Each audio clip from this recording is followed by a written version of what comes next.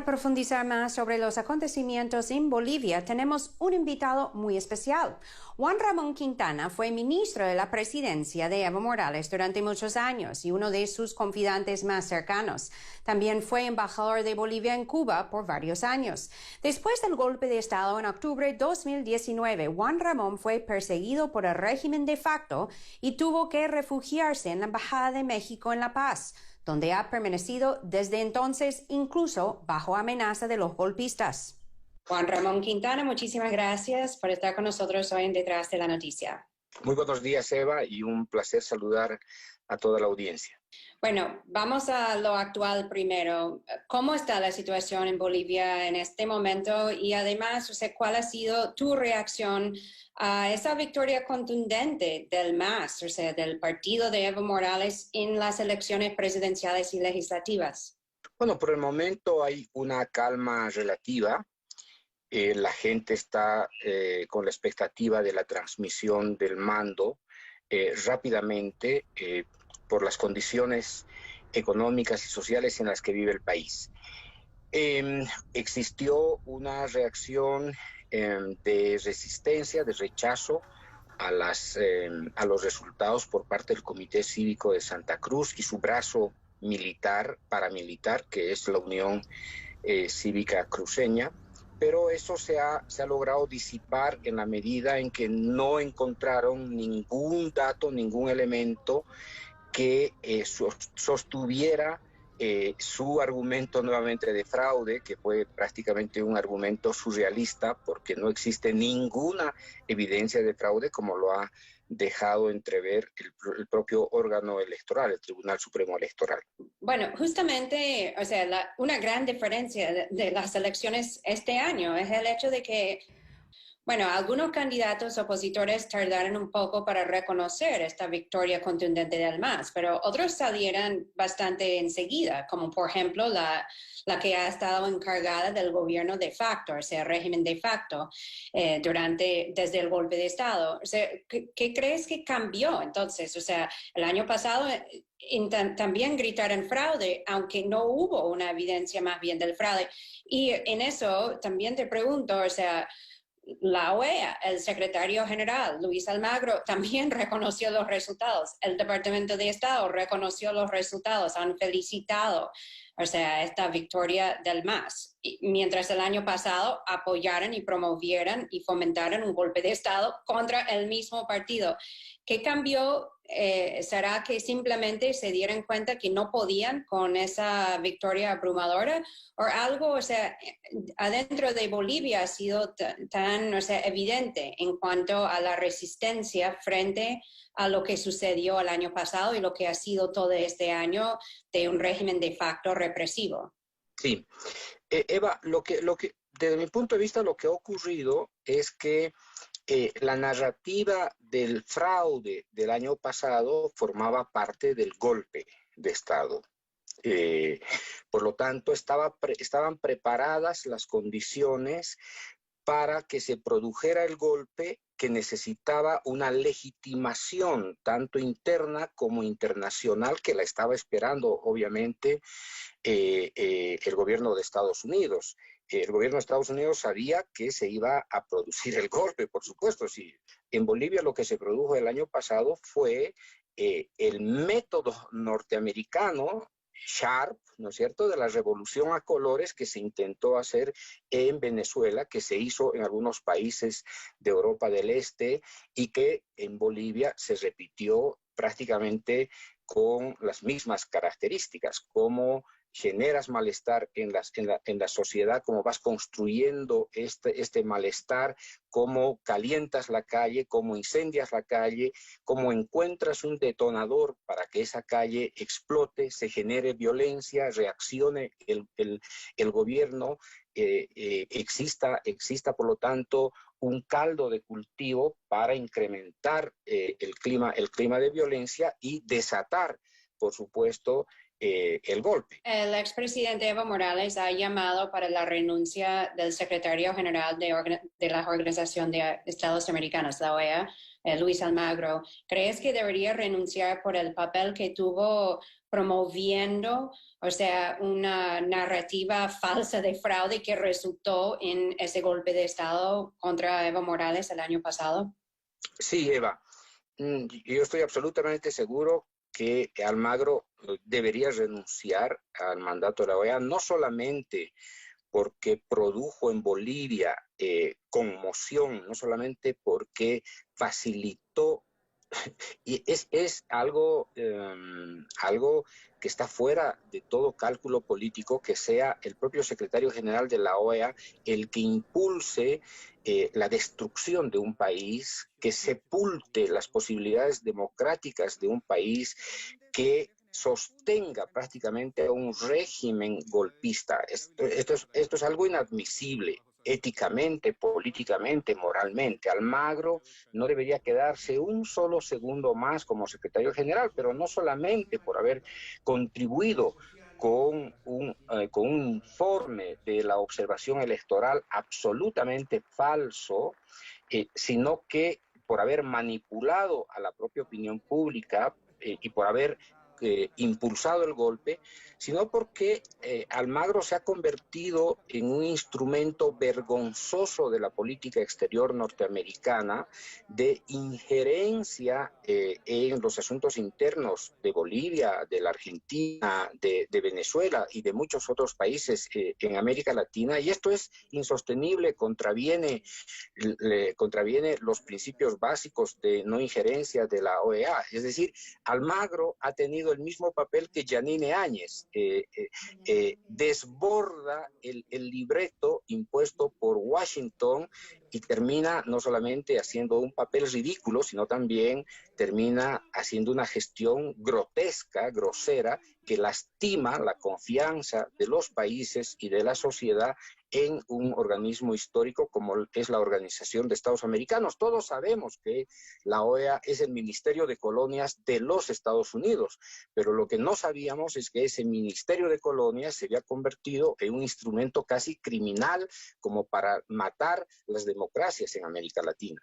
Ahora, pronto van a tener un nuevo gobierno en Bolivia, un nuevo gobierno del MAS, o sea, pero con un nuevo líder que no será Evo Morales, sino Luis Arce. ¿Cuáles son, si hay diferencias entre ellos, sus estilos, sus prioridades, y también cuáles van a ser realmente las prioridades, la plataforma del MAS de ahora en adelante, porque Bolivia está en otra situación por la pandemia, hay una crisis sanitaria, hay una crisis económica, o sea, es algo que está afectando la región y el mundo. De ahora, ¿cómo van a reconstruir lo que estaban o continuar las políticas de Evo Morales? ¿O vamos a ver algo diferente en Bolivia ahora? Sí, voy a la primera parte de tu pregunta, Eva, respecto a la diferencia entre Evo y el nuevo presidente Luis Arce. Decirte de principio que no son completamente, no son distintos en muchos sentidos.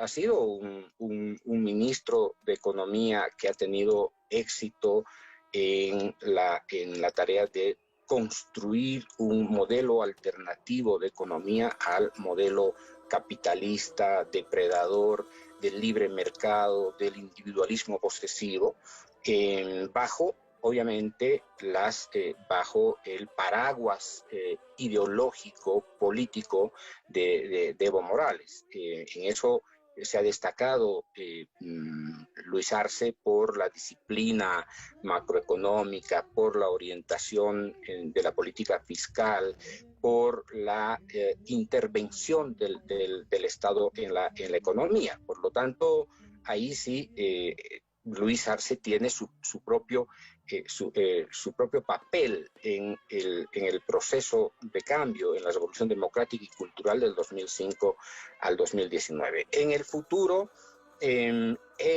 lo veo a Evo más bien como el gran líder, el gran visionario, el gran articulador, el gran arquitecto para sostener el gobierno, para darle fuerza, para darle firmeza al gobierno, trabajando con las organizaciones sociales, preparándose para un largo ciclo de gobierno. Como comprenderás, el 54% el resultado electoral te está diciendo que hay un proyecto político popular de largo plazo. Consecuentemente, Evo debe estar leyendo esa determinación popular indígena para el largo plazo, y por lo tanto Evo ya no dejará de pensar en ser más bien una suerte de gestor o de gobernante para convertirse en el gran líder histórico como lo es hasta el día de hoy. Además, o sea, de esos temas internos normales para un gobierno, de los temas domésticos, de economía, de las políticas sanitarias, de los problemas sociales, etcétera, que tiene que reconstruir en el país. Ya han pasado un año sumamente complejo, lleno de violencia, caos, desestabilización, persecución, represión. O sea, ¿habrá alguna comisión de la verdad, una investigación sobre los hechos que han ocurrido? ¿Alguna justicia para las víctimas de este régimen de facto? Y al mismo tiempo, o sea, hay ciertos sectores dentro del ámbito militar y policial que apoyaron ese golpe de Estado y han apoyado esas políticas represivas. ¿Haría falta alguna purga dentro de la cúpula militar o dentro de ciertos sectores de las Fuerzas Armadas, de la policía, para asegurar que no hagan eso de nuevo, o sea, con este nuevo gobierno del MAS? Sí, Eva, yo creo personalmente, no hablo a nombre del MAS, sino solamente estoy pensando desde mi propia perspectiva. Yo creo que, como ha ocurrido en los últimos años en Bolivia, lo que se llama, entre comillas, la sociedad civil se va a encargar de impulsar seguramente una comisión de la verdad, desde la propia sociedad civil. Pero me temo que será insuficiente si es que el propio gobierno, en acuerdo con las otras fuerzas políticas, convengan en instalar una comisión de la verdad desde la Asamblea Legislativa. Creo que no solamente es inevitable, sino es fundamental que se esclarezca lo que ha ocurrido en el último año. Yo diría, hay como tres dimensiones para la investigación de esa Comisión de la Verdad. La primera es la que está vinculada al conjunto de violación de los derechos humanos en el país, lo que el relevamiento que ha hecho el Observatorio de Derechos Humanos de Harvard, la CIDH, y otras investigaciones son insuficientes por el tiempo y las condiciones en las que se ha hecho, debido a que el régimen los ha vetado, ha interferido, ha intervenido. Por lo tanto, es insuficiente eso. Será seguramente un punto de partida, pero será una condición necesaria, pero no suficiente.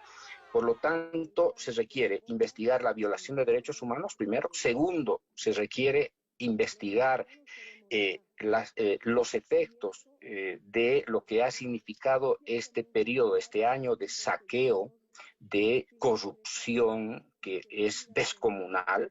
Y tercero, se tendrá que investigar la dimensión política que ha dado lugar al golpe de Estado y las consecuencias que ha tenido el golpe de Estado. Son tres dimensiones interrelacionadas que tendrá que ser investigadas. Y en Bolivia normalmente, hoy día los movimientos sociales seguramente van a impulsar que esta organización de una gran comisión de la verdad.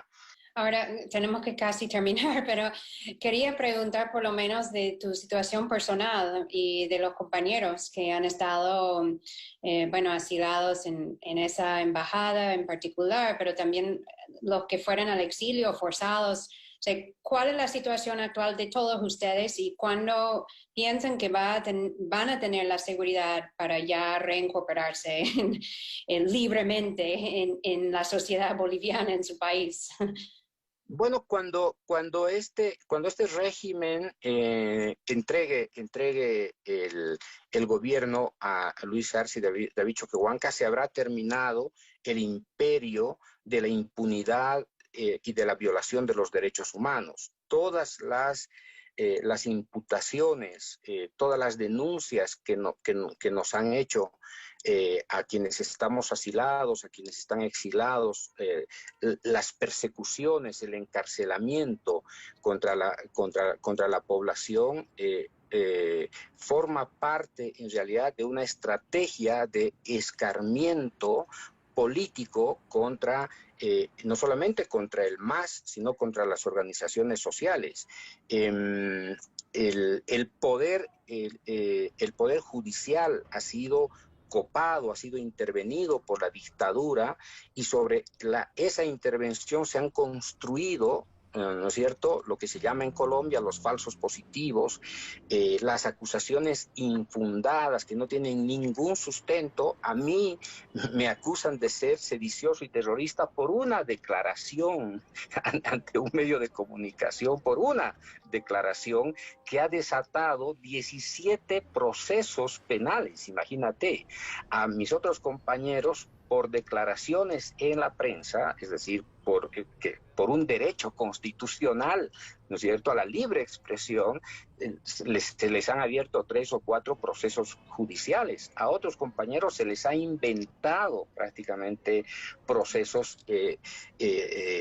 desde esta complicidad entre la policía, los jueces, los fiscales, obviamente bajo el mando del Ministerio de Gobierno, a la cabeza del ministro innombrable Murillo, que se ha convertido en un testaferro potencial del Departamento de Estado de los Estados Unidos. Este es un gobierno títere, y en su condición de gobierno títere ha obedecido las consignas de la muerte civil contra los principales dirigentes del movimiento al socialismo.